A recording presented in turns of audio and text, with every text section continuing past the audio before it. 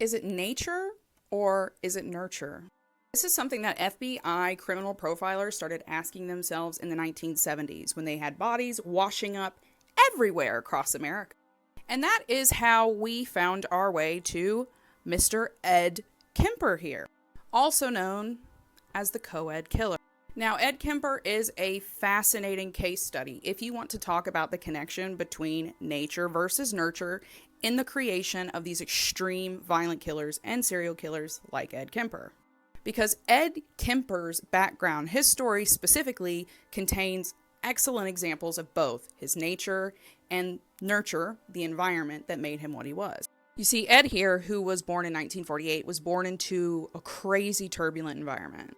His mother and father split when he was young, and his mother here got full custody of him, which was a bad idea. According to Ed and a number of witnesses, including family members, his mother hated him. She despised him. She called him names. She told him he was fat, weird, stupid, unlovable. She would lock him in the basement and not allow him to have any light except for the light from the furnace. He was bad, he was wicked, he was evil, and that's what was put on him. Basically, from the time that he was born, his mother just took out all her vengeance and rage on him. It was a horrifically abusive environment. So when Ed was about 14 or 15, he ran away from that abuse out to his father's family in California. That didn't go great. It turns out that Ed's father was already remarried and already had a stepson that he was pretty involved with, and he didn't really have the time and energy to deal with Ed. So he dumped Ed on his parents, the Kempers, and that went even worse. In 1964, Ed and his grandmother had a huge fight, which was pretty common in the environment, apparently, and he went outside, got a gun, came inside and killed her. And then when his grandfather came home, he killed his grandfather. And he said he did it because he didn't want his grandfather to have to see what he had done, because it would have given his grandfather a heart attack to see his wife like that. Claims he killed his grandfather out of compassion. And that's how Ed ended up here at a Tescadero State Hospital in California, which is a facility for the violent, psychotic, criminally insane. Here's what happened, according to experts from the FBI, when Ed went to this facility. Do some psych tests on him. He's very intelligent. He's more than just average intelligent. His IQ was 145.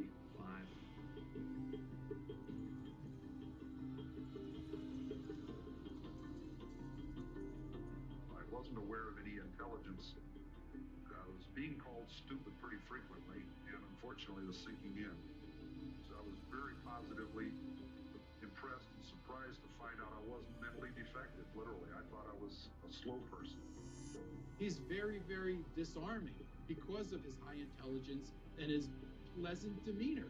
He's a very friendly and engaging and really a very likable person. They trusted him. They thought he was just the perfect recovered criminal. And he assisted them as like a secretary in their offices and administered tests to the inmates. He learned the buzzwords. He learned what to say to make himself sound normal. He memorized the questions. So he knew what the answers were supposed to be. And that's why he passed his final examination. When Kemper was allowed out of the Tescadero, he was declared sane. Psychiatrists really didn't believe he was a danger to himself or others. He'd been a model patient. So they recommended that he be released. But when they paroled him, they made him live with his mother. Unfortunately, when Ed got out of the facility, they sent him to live in the care of his mother, who is described as a neurotic, domineering alcoholic who frequently belittled, humiliated, and abused him, including calling him a real weirdo. She also told Kemper that no one would ever love him. And that is eventually how he snapped and became the co-ed killer. By 10, 12 years of age, he was getting abused from his mother. You're nothing. You'll never amount to anything. We're still fighting. She's still belittling him. I'm like a puppet on a string. If Mom wasn't there, he wouldn't have been a serial killer. He killed 5 college co-eds, young women, and 1 15-year-old child. And then he also killed his mother and her friend. And his mother's body, he actually humiliated and decapitated. And it all comes down to that magic combination of ingredients: nature and nurture. Ed Kemper started showing disturbing behavior at a young age. And then this was compounded by a lifetime of brutal mental, emotional, and physical abuse. And what did that do?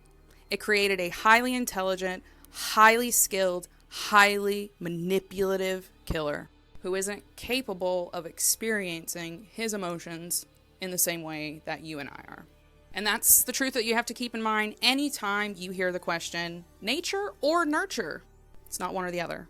It's both at the same time. Follow for more.